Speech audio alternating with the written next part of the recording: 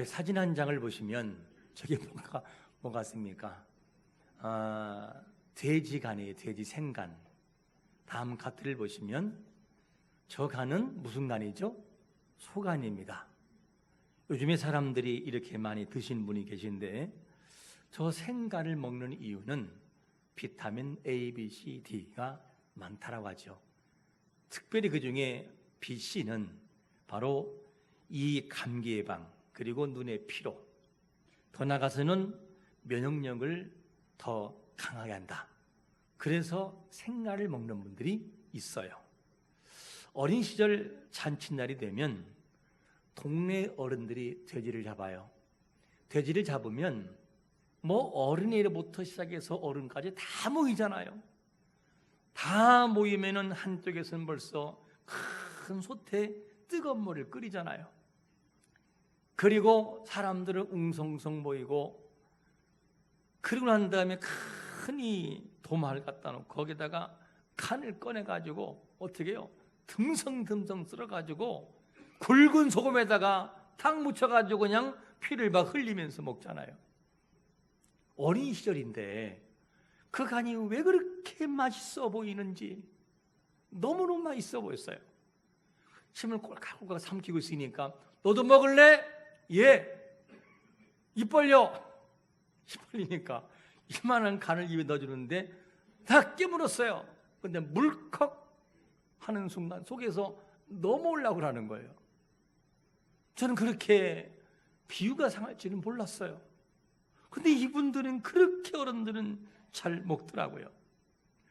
그 이후로 생간을 못 먹어요. 지금까지 생간을 먹으라고 그렇게 먹으러 하는데도 여기서 받지를 않아요. 제 생각 속에 이미 각인되어 있어요. 물컥 넘어오는 것, 이렇게 각인되어 있어요. 다른 사람들은 고소하다고 그러는데 저는 못 먹겠어요. 사람들이 가진 선입견, 그리고 선입관이 굉장히 오래 갑니다. 참 무서워요. 어떤 선입견이라고 하는 것은 뭐냐면 어떤 대상에 대해서 이미 마음속에 가지고 있는 하나의 고정적인 관념, 잔상이 보여요. 잔상이 남아있으니까 아무리 좋아 보여도 이미 경험한 무엇인가를 통하여 그거를 판단하게 됩니다. 이 고정관념이죠. 그런데 아무리 흔해도 좋다라고 생각을 하면 그거는 좋은 거예요. 이번 주에는 이상하게 보리밥 먹고 싶더라고요. 옛날에 생각이 나면서 너무너무 먹고 싶어서 보리밥을 가서 사 먹었어요. 사진 한 장 볼까요? 비벼가지고 제가 이렇게 사진 찍었어요. 얼마나 먹음직스러워요. 뭐 다른 거 없잖아요. 고추장, 된장, 열무, 콩나물. 근데 저런 것들은 아무리 먹어도 또 질리지가 않고 또 먹고 싶어요. 왜 그럴까? 옛 추억의 선입견이 있기 때문에. 추억이 있잖아요. 그 어려울 때 먹었던 보리밥. 이런 것들, 선입견이라고 하는 것은 모든 것을 결정하기도 하고 좋게 만들기도 하고 나쁘게 만들기도 해요. 신앙생활은 어떨까? 신앙생활이라고 하는 것도 좋은 선입견이 자리 잡고 있으면, 이 믿음이 있으면 무엇이든지 할 수 있고 아멘 할렐루야 감사가 나와요. 그런데 선입견이, 이 부정적인 선입견이 딱 발동이 되면 아무리 좋은 것도 싫어요.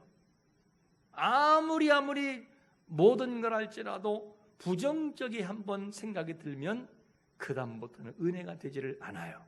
이게 선입견입니다. 오늘 말씀에도 부정적인 선입견과 긍정적인 선입견, 다른 말로 말하면 믿음과 불신이 얼마나 다른 결과를 찾아오는지를 보여주는 장면이죠. 오늘 말씀은 이스라엘 백성들이 가데스 바네아의 불신앙적인 일로 인해서 40년의 광야 생활을 하게 되는 고통의 세월의 배경을 설명하고 있어요. 먼저 가나안 땅을 정복을 앞에 두고 하나님께서 이 사람들이 믿음이 어떠한지를 보시기 위해서 첫 번째 내리는 명령이 뭐냐면 첫 번째 이런 명령이죠. 가나안 땅을 정탐하라. 우리 한번 같이 읽어보겠습니다. 18절 시작. 그 땅이 어떠한지 정탐하라.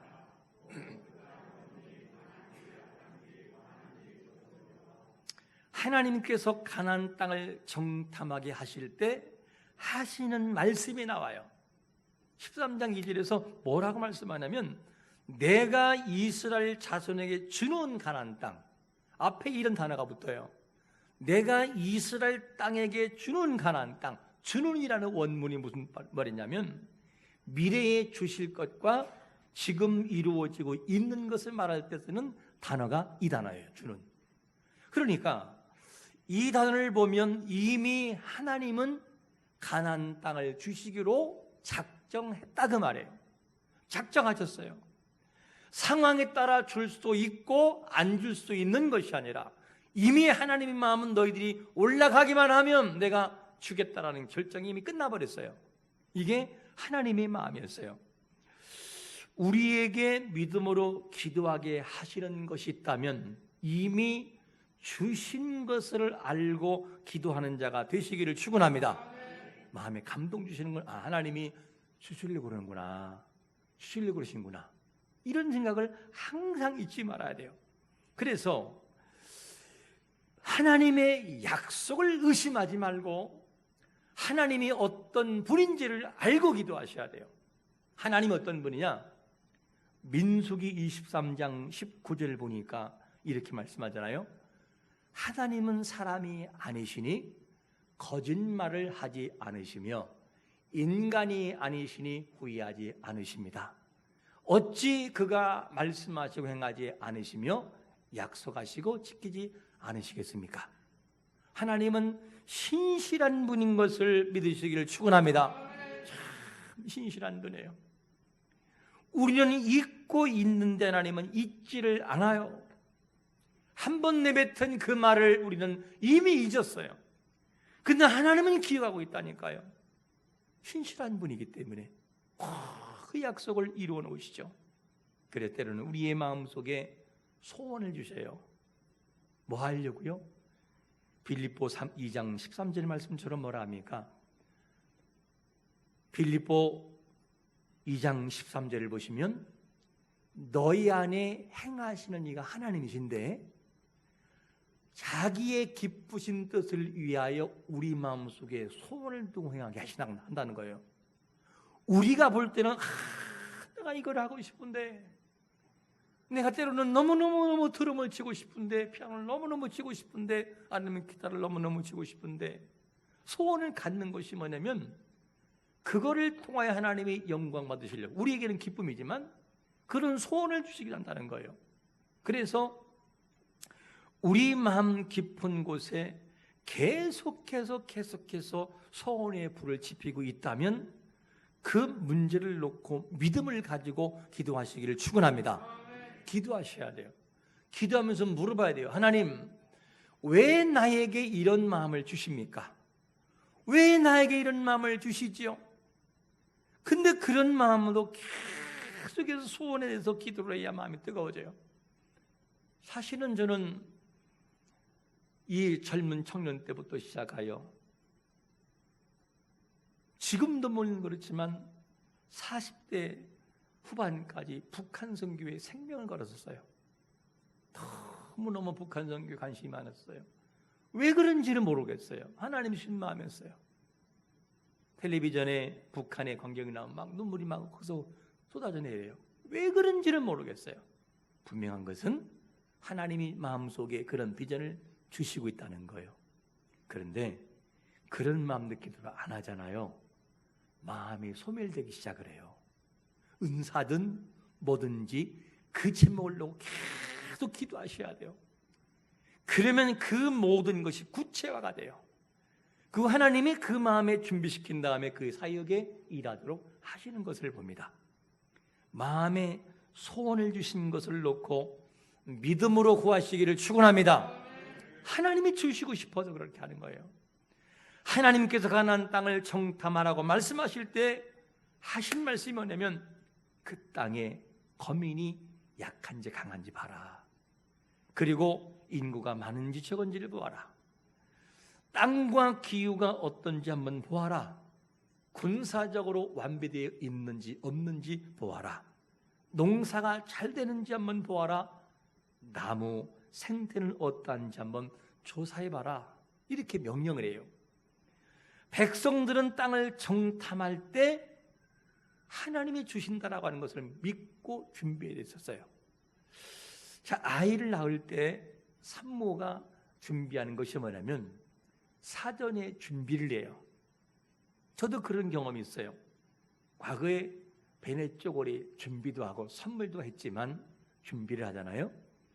그리고 기저귀 준비해요. 젖병은 싼 플라스틱으로 할 거냐, 조금 뜨거운 물에도 견디는 어떤 걸로 할 거냐. 종류가 있잖아요. 손수건 이 거즈는 아주 부드러운 걸로 할 거냐, 이 색으로 할까, 저 색으로 할까. 그리고 이불은 파란색으로 할까, 흰색으로 할까. 그리고 욕조는 무슨 색깔로 할까, 유모차는 어떤 걸로 할까. 이렇게 다 구상을 하고 준비해 놔요. 누가 태어나기 전에? 아기가 태어나기 전부터. 왜 그러냐? 아기를 위한 거예요. 아기를 위한 거. 그렇다면 하나님이 가나안 땅을 정탐하라고 그들에게 명령 내리실 때는 뭐 하려고 그러는 것이냐? 그들의 믿음도 키우는 것이지만 이미 그 땅을 주식으로 작정했기 때문에 그곳을 가보라고 하는 거예요. 그런데 사람들의 자세가 믿음으로 살아가지를 않았어요. 믿음으로 정탐하지 않았어요. 현대를 살아가는 우리는 정탐하지 않을까 하는 질문이에요. 우리도 지금도 계속해서 정탐을 해요. 정탐을 해요. 청년들은 내 신랑감, 신부감을 정탐하잖아요. 나에게 맞나 안 맞나 계속 정탐하며 기도하기 시작하고, 사업가든 하나님, 이 사업을 준비 중인데 하나님 어떻게 하면 좋을까요? 하나님 잘 안 되네요. 그것도 정탐해요. 그러면서 우리는 살아가는 전반적인 삶이 정탐의 삶으로 지금도 살아가고 있는 거예요. 그 하나님은 각자들에게 은사와 비전을 주셔서 그 일을 이루도록 만들어 놓으시죠. 그 일을 감당할 때 믿음으로 감당해야지 믿음이 없이는 감당할 수 없어요. 여러분들은 어떤 꿈과 비전을 가지고 있습니까? 그 꿈과 비전이 식어지지 않고 계속해서 우리 마음을 두드린다면 하나님 주신 뭔가 하실 일이 있어요. 그 제목을 놓고 꼭 기도하세요. 그리고 하나님, 왜 저에게 이런 마음을 찾고 주시나요? 그리고 물어보세요. 그러면 기도가 구체화가 될 수 있어요. 누가복음 2장 이하를 보면 안나라는 여인이 나와요. 이 여인이 결혼한 지 7년 만에 남편의 쌍을 떠나요. 그리고 홀로 돼서 그 홀로 된 이후에 84세가 될 때까지 성전은 떠나지 않고 간절히 원하는 게 있었어요. 주님을 보는 거. 근데 그가 성전을 떠나지 않고 계속해서 있을 때 누굴 만나느냐? 아기 예수 그리스도의 탄생을 보고 그분을 만나요. 너무너무 마음에 기쁜 마음이 있죠. 소원을 가지고 기도하는 거죠. 계속 금식하며 기도했었어요. 어떤 사람은 원대한 꿈이 있고 어떤 사람은 적은 꿈이 있을 거예요. 이 원대한 꿈과 어떤 꿈이 있는데 어떤 사람은 이 꿈을 가지고 기도하다가 뭐 하느냐? 이거 안 될 것 같은데? 안 돼, 아무리 봐도. 왜? 나는 이 정도 실력밖에 안 되고 나는 이 정도밖에 안 되니까 안 될 것 같아. 이렇게 생각하면서 포기하는 사람도 있고, 어떤 사람은 하나님, 저희의 비전은 이건데 하나님 제가 가질 에너지는 이거밖에 안 돼요. 나머지는 하나님 몫입니다. 도와주세요. 이렇게 믿고 기도하는 정탐하는 사람이 있어요. 우리가 중요한 것이 뭐냐면 꿈이 이루어질 것 같은 여부와 관계없이 믿음으로 나가는 자가 되시기를 축원합니다. 그래야 하나님이 역사를 하시지요. 나는 마음에 이 꿈이 있는데 그거를 믿지 않는다면 어떻게 이것이 되겠는가? 비전을 가져야 돼요. 그러므로 이런 비전을 가지고 기도하는 게 중요한데, 본문에 등장하는 열 정탐꾼이 40일 동안 정탐한 보고가 보면 굉장히 출발은 긍정적이에요. 그 땅은 과연 젖과 꿀이 있는 땅이고 그곳에 난 과일이 대단합니다. 보여줬어요. 그 다음부터 이후의 보고가 어떻게 나가느냐? 28절과 29절에 보니까 이런 보고가 나가요.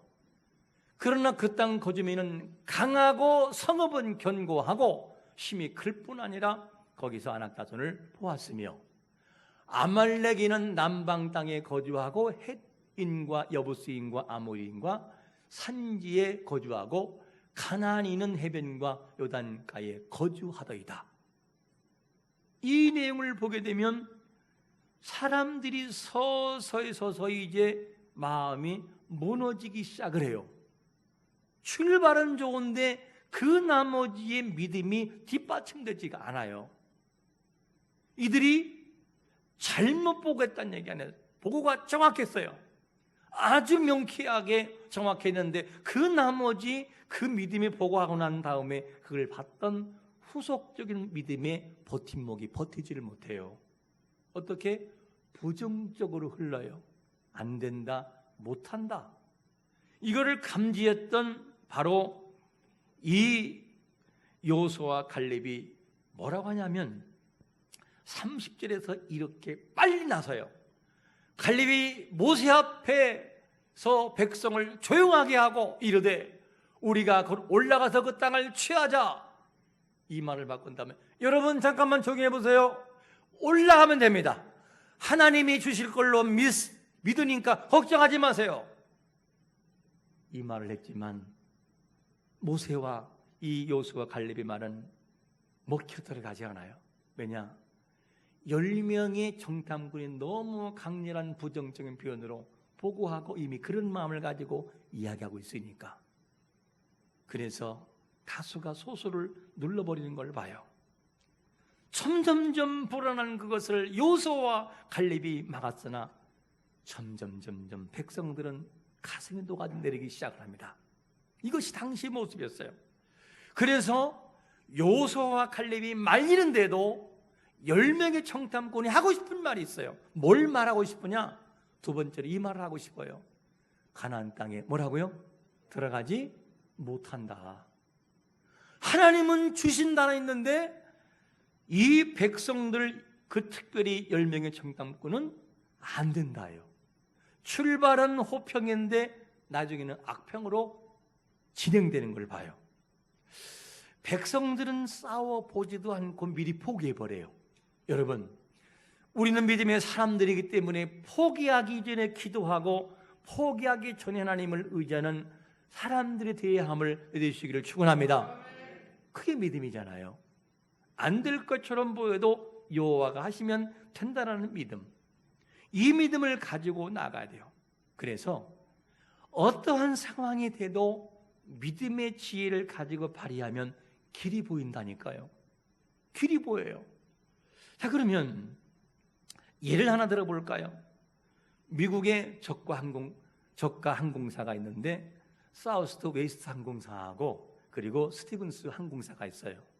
이 두 항공사는 굉장히 어려웠던 항공사였어요.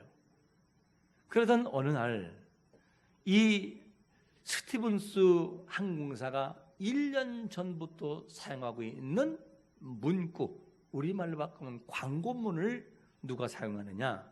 뒤늦게 이렇게 창설했던 사우스웨스트 항공사가 이 문구를 쓰는 거예요. Just Plain Smart. 바로 그 항공사 이 문구가 선전에 쭉 나가는데 이거를 자기들이 사용한단 말이에요. 그래서 먼저 했던 항공사가 고발해버려요. 고발해버리면 반드시 법정으로 가야만 돼요. 그래서 이 뒤늦게 썼던 이 항공사였던 바로 누구냐? 사우스웨스트 허브 켈러라고 하는 이 회장이 머리를 써요. 뭐라고 하냐면 먼저 썼던 항공사에게 제안을 내요. 우리가 법정으로 싸우지 말고 팔씨름으로 결정하자. 팔씨름으로 항공사 이 모든 걸 결정하자고 얘기를 해버려요. 결정하자고 그러는데 이게 언제냐면 1992년 3월 달에 달라스 경기장에서 생중계가 됐어요. 실제로요. 사진 한 장 볼까요? 저 사진이에요. 실제 사진이에요. 누가 이겼을까? 먼저 문구를 썼던 사람이 오른쪽 사람이에요. 스븐. 그리고 왼쪽 사람이 늦게 뜬 사람인데 누가 경기를 이기냐? 여러분 볼 때 누가 이길 것 같아요? 오른쪽 사람이 이겨요. 그건 먼저 제안했던 저 회장도 알고 있어요. 자기가 질 줄을. 왜냐? 오른쪽 사람이 누구냐? 역도 선수예요. 역도 선수. 팔 굽기 달잖아요. 벌써 팔이 굽잖아요. 왼쪽 사람은 누구냐? 저 사람은 60대 변호사고 오른쪽은 37세 역도 선수. 역도 선수. 어떻게 경기가 되겠어요? 그런데 왜 질 거를 알면서도 팔씨름을 했을까? 그 이유가 뭐냐면 법적으로 가봤자 서로가 싸우고 시간 보내니까 이 사람이 머리를 쓴 거예요. 그게 뭐냐? 상생의 원리, 윈윈. 상생의 원리를 가지고 서로가 같이 상부상조하고 살아보자. 그리고 텔레비로 생중계하는데 그 사람들이 바라보고 둘이 알려진 거 항공사가. 그리고 실제로 이 서로가 하고 난 다음에 성공적인 일이 벌어져요. 두 항공사가 상상할 수 없을 정도의 항공사로 뛰게 돼요. 이것이 뭐냐면 위기를 극복했던 서로의 항공사들의 지혜로운 모습이었어요. 여러분, 우리가 누구입니까? 우리는 하나님이 함께 하시는 거룩한 사람들이기 때문에 위기가 아니고 위기가 기회로 바뀌었다는 사실을 항상 잊지 말아야 돼요. 그러므로 어떤 위기가 다가와도 하나님이 하시면 됩니다라는 믿음으로 출발하기를 축원합니다. 그래, 믿음의 사람들은 포기하지 말아야 돼요. 포기는 절대 금물이에요. 그런데 10명의 정탐꾼이 왜 부정적이 됐을까? 분명히 땅도 좋고 과일도 대단하고 살기 좋은 땅인데 왜 부정적인 모습으로 흘러갈 수밖에 없었는가 하는 질문이에요. 그 이유는 32절 때문이에요. 32절 우리 한번 같이 읽어볼까요? 시작. 이스라엘 자손 앞에서 그 정탐한 땅을 악평하여 이르되 우리가 두루다니며 정탐한 땅은 그 거주민을 삼키는 땅이요 거기서 본 모든 백성은 신장이 장지한 자들이며. 자, 이 내용을 보게 되면 10명의 정탐꾼의 마음이 무너진 것이 뭐냐면 너무나 장대한 큰 신장의 사람들을 바라보고 마음이 무너져 버려요. 왜냐? 그거를 바라보고 우리가 안 된다, 우리는 가면 죽는다, 이렇게 말을 해버려요. 이스라엘과 블레셋과의 전투가 벌어지기 위해서 대치하고 있을 때 누구 때문에 무너지느냐? 이스라엘의 단 한 사람 때문에 자포자기해요. 그게 누구냐? 블레셋 장수였던 누구요? 골리앗 때문에 완전히 무너져 버려요. 그 많은 장군들, 군사들이 단 한 명도 한 발짝을 나가지를 못해요. 누구 때문에? 한 사람 골리앗 때문에 못 나간다니까요. 나가서 키가 약 3m 육박하는 이 사람이 그냥 소리를 지르고 이 장대 같은 이걸 칼을 휘두르면 겁이 나가지고 갈 수가 없어요. 이것 때문에 다 자포자기하고 못 나가고 있어요. 도망치고. 뭘 봤기 때문에? 한 사람 골리앗 이것만 바라보니까. 근데 똑같은 환경인데 다윗이 나와가지고 소년이었던 그 신분으로 키를 볼 때는 비교가 안 되는데, 아니 왜 사람들이 겁내겠냐? 왜 못 나가고 있냐? 저 사람은 할례도 안 받고 하나님을 모르는 사람인데 뭐가 겁나냐? 내가 나가겠다고. 얼마나 적은 체구인지 사울 왕의 투구 갑옷이 맞질 않아요. 그 나가서 이겨서 골리앗을 쓰러뜨리잖아요. 오직 다윗의 본 것은 뭐냐면 함께 하시는 여호와를 봤어요. 이것이 답이었어요. 우리는 여기서 이렇게 질문할 수 있어요. 그러면 10명의 정탐꾼들이 선출돼서 가나안 땅을 정탐한 그 사람들은 믿음이 없는 사람들로 왔기 때문이란 질문이에요. 정말 그럴까? 10명의 정탐꾼이 믿음이 없는 사람일까요? 아니라니까요. 믿음이 없는 사람이 아니에요. 그 증거가 어디 나오느냐? 민수기 13장 2절에 보니까 이런 말씀을 해요. 사람을 보내어 내가 이스라엘 자손에게 주는 가나안 땅을 정탐하게 하되 그들의 조상의 누구를 따라? 가문의 각 지파 중에서 누구를? 지휘받는 자 한 사람씩 보내라. 아니 여러분, 이 대전시의 대표로 나가는데 걷지 못하는 사람을 보내나요? 최고 사람을 보내요. 최고로 똑똑한 사람. 각 지파 중에 최고 똑똑한 사람들이 나왔던 거였어요. 이 사람들의 입에서 안 된다예요. 안 된다. 이 사람들의 입이 이렇게 나와요. 그래서 선출된 사람들은 가문을 대표하는 최고의 엘리트들이에요. 그런데 이 사람들이 하나님을 바라보지 않고 그 주어진 환경을 바라보고 나갈 때는 그냥 무너지는 것을 봐요. 이게 그들의 모습이었습니다. 하나님이 사용하시는 사람은 환경을 뛰어넘어 믿음으로 향하는 사람을 사용하시는 것을 믿으시기를 축원합니다. 하나님은 그런 사람을 사용하시지 믿음이 바르지 않는 사람을 사용하지를 않아요. 원망하고 불평한 사람 하나님이 사용할 수 없어요. 그러니까 10명의 정탐꾼이 뭐라 하죠? 우리는 스스로 보기에도 메뚜기 같다. 우리가 볼 때도 메뚜기 컴플렉스에 빠지고 말아요. 이렇게 제가 이 말씀 읽으면서 이런 생각 들더라고요. 메뚜기도 날 수 있는데 날면 되는데 왜 그러지? 아니 왜 그렇게 여기만 집착하고 있는지, 왜 같은 환경과 관점을 이 상황에서 관점이 다를까? 10명의 정탐꾼은 안 돼요 이거예요. 아니 똑같은 걸 보고도 2명은 해볼 만합니다. 하나님이 하시면 돼요. 올라갑시다 했어요. 이것이 우리에게 필요한 믿음인데 이 백성들은 10대 2에서 10을 다수를 선택해요.